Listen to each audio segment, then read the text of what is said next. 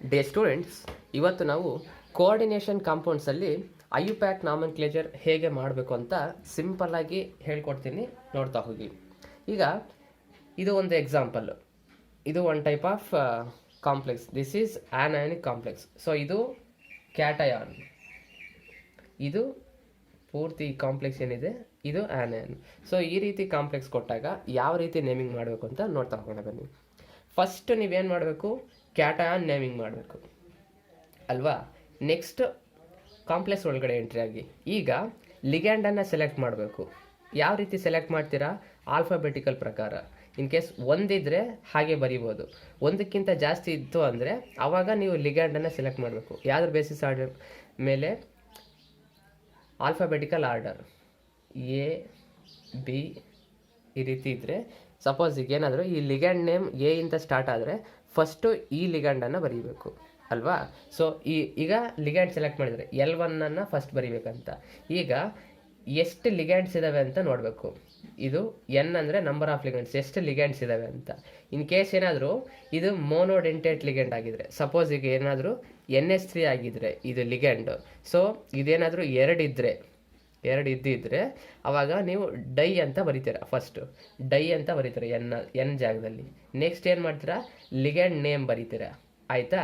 Next ಈಗ second ಲಿಗ್ಯಾಂಡ್ಗೆ move ಆಗ್ತೀರಾ. ಇಲ್ಲಿ ಎಷ್ಟು ಲಿಗ್ಯಾಂಡ್ಸ್ ಇದ್ದಾವೆ ನೋಡ್ತೀರಾ, P. In case ಇದೇನಾದರೂ bidentate ligand ಆಗಿದ್ರೆ, ಅದೇನಾದರೂ ಎರಡು ಇದ್ದಿದ್ರೆ ಬಿಸ್ ಅಂತ ಬರೀತೀರ. ಬಿಸ್ ಅಂತ ಬರೆದು ನೆಕ್ಸ್ಟ್ ಲಿಗ್ಯಾಂಡ್ ನೇಮ್ ಬರೀತೀರ. ಹಾಗೆ ನೆಕ್ಸ್ಟ್ ಮೆಟಲ್ ನೇಮು. ಸೊ ಇದು ಆನಯಾನಿಕ್ ಕಾಂಪ್ಲೆಕ್ಸ್ ಅಲ್ವಾ. ಸೊ ಇದಕ್ಕೆ ಸಫಿಕ್ಸ್ ATE ಜಾಯಿನ್ ಮಾಡಬೇಕು. ಮೆಟಲ್ ಜೊತೆಗೆ ATE ಜಾಯಿನ್ ಮಾಡಿ ಅದರ ಆಕ್ಸಿಡೇಷನ್ ಸ್ಟೇಟನ್ನು ರೋಮನ್ ಲೆಟರ್ಸಲ್ಲಿ ಬರೀತೀರ. ಸೊ ಈ ರೀತಿ ಬರೀಬೇಕು, ಅರ್ಥ ಆಯ್ತು ಅಲ್ವಾ.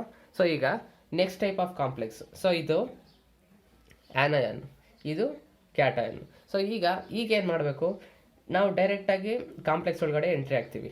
ಈಗ ಇದನ್ನು ಸೆಲೆಕ್ಟ್ ಮಾಡಬೇಕು. ಯಾವುದನ್ನು, ಲಿಗ್ಯಾಂಡ್ ಸೆಲೆಕ್ಟ್ ಮಾಡಬೇಕು. ಲಿಗ್ಯಾಂಡ್ ಯಾವ ರೀತಿ ಸೆಲೆಕ್ಟ್ ಮಾಡ್ತೀರಾ, ಆಲ್ಫಾಬೆಟಿಕಲ್ ಆರ್ಡರ್ ವೈಸ್ ಸೆಲೆಕ್ಟ್ ಮಾಡ್ತೀರಾ. ಸಪೋಸ್ ಈಗ ಇದು ಬಿ ಅಂದ್ಕೊಳ್ಳಿ, ಇದರ ಲಿಗ್ಯಾಂಡ್ನ ನೇಮು ಬಿ ಇಂದ ಸ್ಟಾರ್ಟ್ ಆಗುತ್ತೆ, ಇದರ ಲಿಗ್ಯಾಂಡ್ ನೇಮು ಸಿ ಇಂದ ಸ್ಟಾರ್ಟ್ ಆಗುತ್ತೆ ಅಂದ್ಕೊಳ್ಳಿ.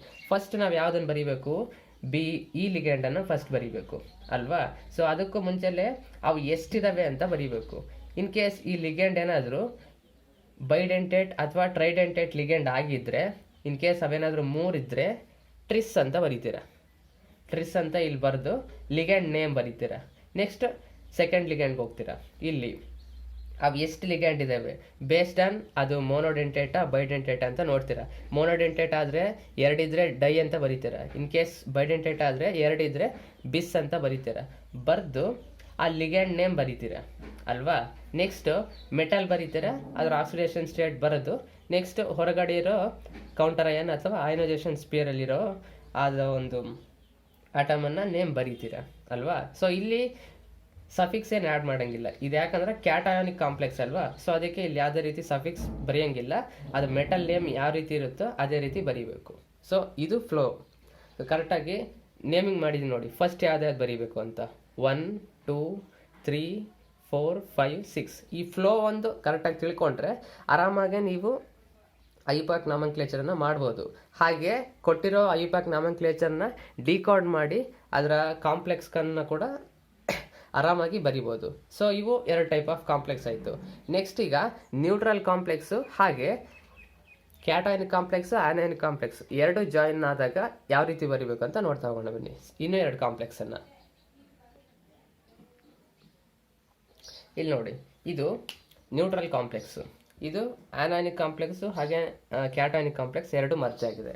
ಸೊ ಇದನ್ನು ಯಾವ ರೀತಿ ನೇಮಿಂಗ್ ಮಾಡೋದು ಅಂದರೆ, ಇಲ್ಲಿ ನೋಡಿ ಡೈರೆಕ್ಟಾಗಿ ಆನಯಾನ್ ಇಲ್ಲ ಕ್ಯಾಟಯಾನ್ ಇಲ್ಲ. ಇದನ್ನು ಫಸ್ಟು ಲಿಗ್ಯಾಂಡ್ ಸೆಲೆಕ್ಟ್ ಮಾಡಬೇಕು. ಲಿಗ್ಯಾಂಡ್ ಸೆಲೆಕ್ಟ್ ಮಾಡಿಬಿಟ್ಟು ಅದರಲ್ಲಿ ಫಸ್ಟು ಇದಾದರೂ ಬರ್ಬೋದು ಅಲ್ವಾ. ಸೊ ಆಲ್ಫಾಬೆಟಿಕಲ್ ಆರ್ಡರ್ ಪ್ರಕಾರ ಲಿಗ್ಯಾಂಡ್ ಸೆಲೆಕ್ಟ್ ಮಾಡಿ ಅವು ಎಷ್ಟಿದೆ ಅಂತ ಫಸ್ಟ್ ಬರೀಬೇಕು. ಅದಾದಮೇಲೆ ligand name, next second ligand ಅವು ಎಷ್ಟಿದಾವೆ ಅಂತ ಬರೀಬೇಕು. ನೆಕ್ಸ್ಟ್ ಲಿಗ್ಯಾಂಡ್ ನೇಮ್, ಹಾಗೆ ಮೆಟಲ್ ಬರೀಬೇಕು, ಅದ್ರ ಆಕ್ಸಿಡೇಷನ್ ಸ್ಟೇಟ್ ಬರೀಬೇಕು.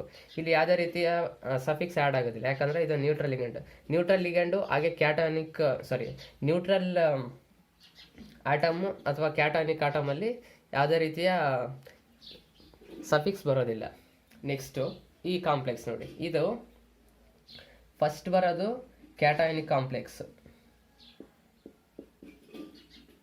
ಇದು ಆನಯಾನಿಕ್ ಕಾಂಪ್ಲೆಕ್ಸ್ ಅಲ್ವಾ. ಸೊ ಈಗ ಸೇಮ್ ಇದೇ ರೀತಿ ಇದನ್ನು ಹೆಂಗೆ ನೇಮಿಂಗ್ ಮಾಡ್ತಾರೋ ಅದೇ ಥರ ಇದನ್ನು ನೇಮಿಂಗ್ ಮಾಡಬೇಕು. ಫಸ್ಟು ಲಿಗ್ಯಾಂಡ್ ಸೆಲೆಕ್ಟ್ ಮಾಡಬೇಕು ಅಲ್ವಾ. ಲಿಗ್ಯಾಂಡ್ ಸೆಲೆಕ್ಟ್ ಮಾಡಿದ್ದಾದಮೇಲೆ ಅದು ಎಷ್ಟಿದೆ ಅಂತ ಬರೀಬೇಕು, ಅದಾದಮೇಲೆ ಲಿಗ್ಯಾಂಡ್ ನೇಮ್. ನೆಕ್ಸ್ಟ್ ಹಾಗೆ ಸೆಕೆಂಡ್ ಲಿಗ್ಯಾಂಡ್ ಅದು ಎಷ್ಟಿದೆ ಅಂತ ಬರೀಬೇಕು, ಅದಾದಮೇಲೆ ಲಿಗ್ಯಾಂಡ್ ನೇಮ್. ಹಾಗೆ ಮೆಟಲ್ ಬರೀಬೇಕು, ಅದರ ಆಕ್ಸಿಡೇಷನ್ ಸ್ಟೇಟ್ ಬರೀಬೇಕು. ನೆಕ್ಸ್ಟ್ ಒಂದು ಸ್ವಲ್ಪ ಗ್ಯಾಪ್ ಕೊಟ್ಟು ನೆಕ್ಸ್ಟ್ ಆನಯಾನಿಕ್ ಲಿಗ್ಯಾಂಡ್ಗೆ ಮೂವ್ ಆಗಬೇಕು, ಆನಯಾನಿಕ್ ಕಾಂಪ್ಲೆಕ್ಸ್ಗೆ ಮೂವ್ ಆಗಬೇಕು. ಅದರೊಳಗಡೆ ನೆಕ್ಸ್ಟ್ ಲಿಗ್ಯಾಂಡ್ ಸೆಲೆಕ್ಟ್ ಮಾಡಬೇಕು ಆಲ್ಫಾಬೆಟಿಕಲ್ ಆರ್ಡರ್ ಪ್ರಕಾರ, ಯಾವುದು ಲಿಗ್ಯಾಂಡು ಫಸ್ಟ್ ಬರೀಬೇಕು ಅಂತ. ಅದಾದ್ಮೇಲೆ ಅವು ಎಷ್ಟಿದೆ ಅಂತ ಬರೀಬೇಕು, ಲಿಗ್ಯಾಂಡ್ ನೇಮು. ನೆಕ್ಸ್ಟ್ ಹಾಗೆ ಅವು ಎಷ್ಟಿದೆ ಅಂತ ಬರೀಬೇಕು, ಲಿಗ್ಯಾಂಡ್ ನೇಮ್. ಹಾಗೆ ಮೆಟಲ್, ಇದು ಆನಯಾನಿಕ್ ಕಾಂಪ್ಲೆಕ್ಸ್ ಅಲ್ವಾ, ಸೊ ಅದಕ್ಕೆ ಸಫಿಕ್ಸ್ AT ಆ್ಯಡ್ ಮಾಡಬೇಕು. ಹಾಗೆ ಆಕ್ಸಿಡೇಷನ್ ಸ್ಟೇಟ್ ಬರೀಬೇಕು. ಇಲ್ಲೊಂದು ನೆನ್ಪಿಟ್ಕೊಳ್ಳಿ, ಏನಾದರೂ ಆನಯಾನಿಕ್ ಲಿಗ್ಯಾಂಡ್ ಇತ್ತು ಅಂದರೆ, ಆನಯಾನಿಕ್ ಲಿಗ್ಯಾಂಡ್ ಸಪೋಸ್ ಈಗ ಕ್ಲೋರಿನ್ ಇದೆ, ಫ್ಲೋರಿನ್ ಇದೆ, ಸೊ ಇವೆಲ್ಲ ಆನಯಾನಿಕ್ ಲಿಗ್ಯಾಂಡ್ಸು. ಅವಾಗ ಏನು ಮಾಡಬೇಕು, ಈ ಸಫಿಕ್ಸ್ ಹತ್ರ O ಆ್ಯಡ್ ಮಾಡಬೇಕು. ಕ್ಲೋರೋ ಫ್ಲೋರೋ ಕ್ಲೋರೋ ಫ್ಲೋರೋ ಈ ರೀತಿ ಬರ್ತದೆ. ಆನಯಾನಿಕ್ ಲಿಗ್ಯಾಂಡ್ಸ್ಗೆ O ಇಂದ ಎಂಡ್ ಆಗುತ್ತೆ. ಸೊ ಇದು ಈ ರೀತಿ ನೀವು ಐಪ್ಯಾಕ್ ನಾಮನ್ಕ್ಲೇಚರನ್ನು ಮಾಡಬೇಕು. So this is the simple method. ಆ ಒಂದು 6 ರೂಲ್ಸ್ ಇದಾವಲ್ಲ ಅವನ್ನೆಲ್ಲ ಕಂಬೈನ್ ಮಾಡಿ ಒಂದೇ ಇದರಲ್ಲೇ ಹೇಳಿದ್ದೀನಿ. This is very very important for your competitive examination. KCT ಆಗ್ಬೋದು, ನೀಟ್ ಆಗಿರ್ಬೋದು, ಅಥವಾ JEE ಆಗಿರ್ಬೋದು. This is very very important. ತುಂಬ ಸಿಂಪಲ್ ಆಗಿದೆ, ಚೆನ್ನಾಗಿ ಅಟೆಂಡ್ ಮಾಡಿ ಕ್ವಶನ್ಸನ್ನು.